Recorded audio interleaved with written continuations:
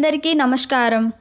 ఈ కథల ద్వారా జీవితానికి ఒక దిశానిర్దేశం చేయాలనే సంకల్పంతో డాక్టర్ గీతా చల్లా మానసిక నిపుణురాలు రాసిన ప్రేరణ 100 కథల పుస్తకం నుండి ఈరోజు మనం 10వ కథను చెప్పుకుందాం.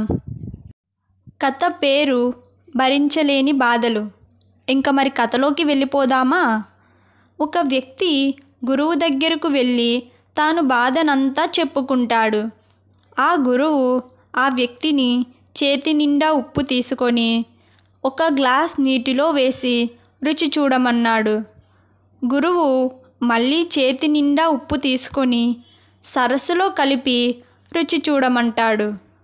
ఆ వ్యక్తి 2 ప్రక్రియలు చేసి గురువుగారితో ఇలా అంటాడు: గ్లాస్లోని ఉప్పు కలిపిన నీరు చాలా ఉప్పుగా ఉంది, కానీ సరస్సులోని నీరు రుచికరంగా ఉంది, ఉప్పుగా లేదని అంటాడు. అప్పుడు గురువు ఆ వ్యక్తి ప్రక్కన కూర్చొని, జీవితంలో బాధ స్వచ్ఛమైన ఉప్పు లాంటిది. బాధలు ఎక్కువ తక్కువ అని ఉండవు. స్వీకరించే మన స్వభావం పైన వాటి ప్రభావం ఉంటుంది. కథలో సమయస్ఫూర్తిని తెలుసుకుందాం. కష్టాలను ఇష్టంగా స్వీకరించండి. ప్రతి వ్యక్తి జీవితంలో కష్టాలు సుఖాలు వచ్చిపోయే అతిథుల్లాంటివి.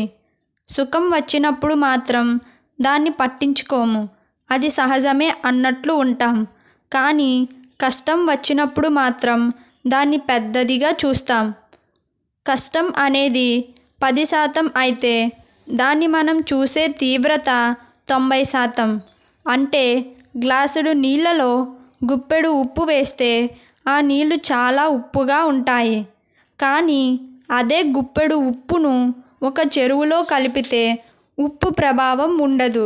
అందుకే కష్టాలు మన ఆధీనంలో లేవు, కానీ మన మనస్సు మాత్రం మన ఆధీనంలో ఉందని అర్థం చేసుకోండి. ఇప్పుడు మనం ఒక యాక్టివిటీని చేద్దాం. కళ్ళు మూసుకొని మీరు చాలా పైకి హెలికాప్టర్లో వెళ్ళినట్టు ఊహించుకోండి. అక్కడి నుండి తొంగి చూడండి.